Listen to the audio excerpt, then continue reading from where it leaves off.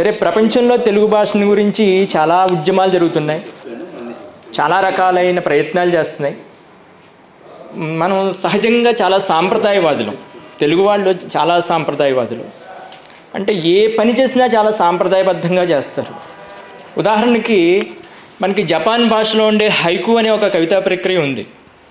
ఆ కవితా ప్రక్రియని గాలి నాసర్ రెడ్డి గారు, ఇస్మాయిల్ గారు అనేవాళ్ళు తెలుగులోకి అనువాదం చేశారు.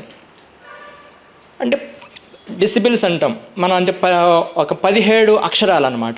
17 అక్షరాలను ఉపయోగించి ఒక కవిత రాయాలి. ఆ కవితను హైకు అని పేరు పెట్టుకున్నారు జపాన్ వాళ్ళు. జపాన్ వాళ్ళు పొట్టోళ్ళు. వాళ్ళ శారీరక నిర్మాణం బట్టి వాళ్ళ భాష నిర్మాణం కూడా చాలా చిన్నది, తక్కువ అక్షరాల్లో ఎక్కువ అర్థాన్ని ఇచ్చేది. మన వాళ్ళ తెలుగు దగ్గరికి వచ్చింది అది. ఇస్మాయిల్ గారు తెలుగులోకి అనువాదం మొదలుపెట్టిన తర్వాత తెలుగులోకి వచ్చింది. 17 అక్షరాల్లో ఒక కవిత రాయాలి. అసలు ఒరిజినల్గా హైకు అనేది జన్, అంటే బౌద్ధానికి సంబంధించిన గొప్ప శ్లోకం అన్నమాట. మనం ఇక్కడ శ్లోకాలు అంటున్నాము తెలుగు మన సంస్కృతంలో. జపాన్లో అవన్నీ శ్లోకాలు. ఆ శ్లోకాలనే కవిత్వ రూపంలో వాళ్ళు చెప్పారు. అంటే చాలా దగ్గరికి వెళ్ళడానికి, సామాన్య ప్రజల దగ్గరికి వెళ్ళడానికి మామూలు కవిత్వంలోనూ సాధారణ భాషలో చెప్పడం మొదలుపెట్టారు. కానీ మనాళ్ళు ఏం చేశారంటే సాంప్రదాయబద్ధులు కదా, సాంప్రదాయాన్ని ఏమాత్రం విడిచిపెట్టరు.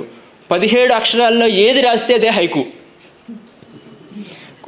పుంఖాలుగా పుస్తకాలు వచ్చేసాయి హైకుల మీద. ఒక 4-5 పుస్తకాలు చదివితే అందులో ఒక హైకు ఉంటే చాలా గొప్ప కవి అని అనుకోవచ్చు.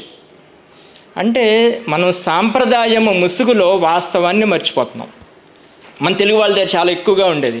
అలాగే గజల్ అనే ప్రక్రియ కూడా ఉంది. నేను ఇంకా ఎవరిని విమర్శించడానికి కాదు, ఆ ప్రక్రియ మన దగ్గర ఎలా చెడిపోతుందో చెప్పడానికి మాత్రమే చెప్తున్నాను. అందులో చక్కగా రాసిన వాళ్ళు చాలామంది ఉన్నారు, వాళ్ళని ప్రస్తావించడం లేదు. ఇందులో విమర్శ ఏమీ కాదు, అంటే మనం తెలుసుకోవలసిన విషయాలు చెప్తున్నాను నేను. గజల్ అనే ప్రక్రియ ప్రియురాలతో సంభాషణ అనేది మూల సిద్ధాంతం. అది ఏం చెబుతారు, ఎలా చెబుతారు అనేది ఆ కవి యొక్క ఉద్దేశం. అది ఏ విషయాన్నైనా చెప్పొచ్చు. ఇంకక్కడి నుంచి మన తెలుగులో మొదలుపెట్టారండి. దాశరథి గారు మొదలుపెట్టారు. ఆ వెనక నారాయణ రెడ్డి గారు, ఆయన ఉర్దూలో చదువుకున్నారు. దాశరథి, నారాయణ రెడ్డి గారు ఇద్దరూ ఉర్దూ మీడియంలో నిర్బంధ ఉర్దూ చదువుకున్న వాళ్ళు. అంటే ఆనాటి నిజాం సంస్థానంలో ఉర్దూ అనేది నిర్బంధం. ఉర్దూ చదువుకున్నారు కాబట్టి ఆ ఉర్దూలో ఉండే గజల్ని ఎలా చెప్పాలో వాళ్ళకి బాగా తెలుసు. ఏ విషయాన్ని చెప్పినా చాలా అందంగా చెప్పగలగడం వాళ్ళకి తెలుసు. అంటే మూల సిద్ధాంతాన్ని విడిచిపెట్టకుండా చెప్పడం వాళ్ళకి తెలుసు. అక్కడి నుంచి రాను మన దగ్గరికి వచ్చింది, మన తరం దగ్గరికి వచ్చింది. మన దగ్గరికి వచ్చేసిన తర్వాత గజల్ అంటే పాట అయిపోయింది.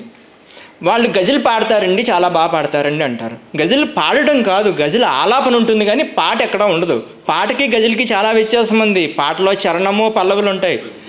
పల్లవితో మొదలుపెట్టి చరణం దగ్గరికి వెళ్తారు. గజల్ అలా కాదు.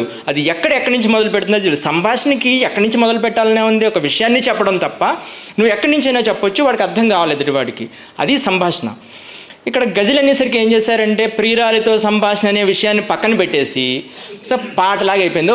పాటలు మనకి ఎన్ని సీడీలు వచ్చేస్తాయో, మన యూట్యూబ్ ఓపెన్ చేస్తే గజల్ అని చెప్పి రకరకాల పాటలు. ఇది గజల్ అంటారేంట్రా అని మనకు ఒక అనుమానం కలగవచ్చు. కానీ ఒప్పుకుని తీరాలి. ఎందుకంటే అలాగైనా సరే ఏదో కాస్త కూస్తా రాసే ప్రయత్నం చేస్తున్నారు కాబట్టి. అంటే సాంప్రదాయము ముసుగులో మనం చాలా పక్కదారి పట్టేస్తున్నాం. దాని ద్వారా ఏమైందంటే మన దగ్గర ఉండే ప్రక్రియలు అపభ్రంశం అయిపోతున్నాయి. భాష వేరే మార్గంలోకి వెళ్ళిపోతుంది. మనకి నిజమైన తెలుగు భాష ఎక్కడ ఉంటుంది అంటే గొప్ప గొప్ప పండితుల దగ్గర పిహెచ్డి చేసిన వాళ్ళు, లేకపోతే గొప్ప సాంస్కృతిక నేపథ్యంలో ఉండే వాళ్ళ దగ్గర ఉంటుంది. Correct sir. చాలా మారుమూల ప్రాంతాల్లో సెల్ ఫోను సిగ్నల్ అందని ప్రాంతం ఏదైతే ఉంటుందో, ఎప్పటికీ అందని ప్రాంతం, అలాంటి ప్రాంతంలో నిజమైన తెలుగు భాష ఉంటుంది. నిజంగా ఇక్కడ ఉండే ఉపాధ్యాయులు కానీ పండితులు కానీ ఆ ప్రాంతం వాళ్ళు ఉంటే వాళ్ళు చేసే సేవ నిజమైన భాషా సేవ అవుతుంది. ముఖ్యంగా ఉపాధ్యాయులకి చాలా ఎక్కువ బాధ్యత ఉంది ఈ విషయంలో. తల్లిదండ్రులతో పాటు ఉపాధ్యాయులది కూడా భాష కాపాడుకునే విషయంలో చాలా ప్రధానమైన పాత్ర. ఎందుకంటే పిల్లలు మన దగ్గర ఉండేది ఇంటి దగ్గర ఉండేది చాలా తక్కువ సమయం. ఎక్కువ సమయాన్ని ఉపాధ్యాయుడి సమక్షంలోనే గడుపుతారు కాబట్టి ఉపాధ్యాయులు మాతృభాష యొక్క ఔన్నత్యాన్ని, దాని యొక్క వినియోగాన్ని, దాని యొక్క కాపాడుకునే పద్ధతిని చక్కగా నేర్పించాల్సిన అవసరం ఉంది. అది చెప్పాల్సిన అవసరం ఉంది. దాని బాధ్యతని వాళ్ళ భుజం మీద పెట్టుకోవాల్సి ఉంటుంది. మన జీతం నెలాఖరున, అది 1వ తారీఖు నెలాఖరున అంటే ఇవి మధ్య జీతాలన్నీ నెలాఖరున వస్తున్నాయిలేండి. అంటే గత నెల జీతం ఈ నెల పడుతుంది, అది వేరే విషయం. మనం 1వ తారీఖున జీతం పడుతుందా లేదా, మన మామూలు మాటలోకి వచ్చేద్దాం. 1వ తారీఖున జీతం పడుతుందా అని ఆలోచించే పరిస్థితుల్లోంచి మనం కాస్తంత బయటకు వచ్చి, కాస్తంత మనిషి లోపలికి వెళ్ళి, మనసులోకి వెళ్ళి, మనం భాషని కాపాడుకోవడానికి, మన మాతృభాష కాబట్టి, మన అమ్మ భాష కాబట్టి దాన్ని కాపాడుకోవడానికి మనం కొంత సేవ చేద్దాము, కొంత కష్టపడదాము. ఆ కష్టం ఏమీ లేదు. ఎక్కడైతే మీ దగ్గర చాలా ప్రత్యేకించి గవర్నమెంట్ స్కూల్ పిల్లల్లో చెప్తున్నాను, వాళ్ళ ఇంట్లో చాలా అందమైన భాష మాట్లాడతారు, చాలా అందమైన భాష మాట్లాడతారు. ఎందుకంటే ఆ మాటల్లో బూతులు ఉంటాయి, ఆ మాటల్లో సహజత్వం ఉంటుంది, ఆ మాటల్లో గ్రామ్య భాష ఉంటుంది. ఈ పదాలన్నింటినీ కూడా మనము వాళ్ళ దగ్గర నుంచి సేకరించవచ్చు. అలా సేకరించి మనం ఒక మేస్టర్ చెప్పారు ఇందాక, ఒక 6000 పదాలతో ఒక డిక్షనరీ తయారు చేస్తున్నానండి. అలాంటి పదాలని మనం రూపొందించుకుంటే ఖచ్చితంగా మన మాతృభాషని బతికించుకోగలుగుతాం. అలా మాతృభాషని బతికించుకున్నాము అంటే మన ఉనికిని మనం కాపాడుకున్నట్టు. మీకు అందరికీ తెలుసు, మీరు అందరూ పెద్దవాళ్ళు కాబట్టి నేను చెప్పాల్సింది ఏం కాదు. మనకి ఇంగ్లీష్లో సామెత ఉంది, యూరోపియన్లు ఇంగ్లాండ్నైనా వదులుకుంటారు కానీ షేక్స్పియర్ని వదులుకోరు అని. ఇంగ్లాండ్ దేశం మొత్తాన్ని వదులుకోగలరు అంటే ప్రపంచాన్ని ఆక్రమించేసిన వాళ్ళు కదా, రవి అస్తమించిన బ్రిటిష్ సామ్రాజ్యం మొత్తం వాళ్ళ చేతుల్లో ఉంది కదా, వాళ్ళు దేశాన్ని ఎలా వదులుకుంటారని నాకు అనుమానం రావచ్చు. కానీ వాళ్ళు చెప్పింది ఏంటంటే వాళ్ళ దేశం కంటే వాళ్ళ భాష చాలా గొప్పది, ఆ భాషలో ఉండే సాంప్రదాయం చాలా గొప్పది, ఆ భాష ఉనికి చాలా గొప్పది, ఆ ఉనికిని చాటిన షేక్స్పియర్ చాలా గొప్పవాడు, ఇంగ్లాండ్ దేశం కంటే షేక్స్పియర్ గొప్పవాడు అంటారు వాళ్ళు ఈ రోజుకి కూడా. వాళ్ళు షేక్స్పియర్ని వదులుకోవడానికి ఒప్పుకోరు యూరోపియన్లు.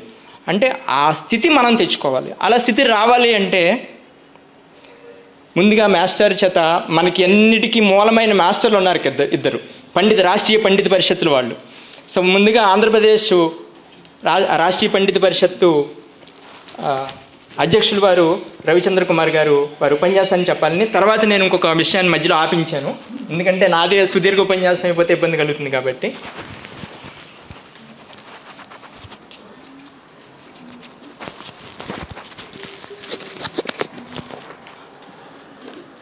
ధన్యవాదాలు సార్.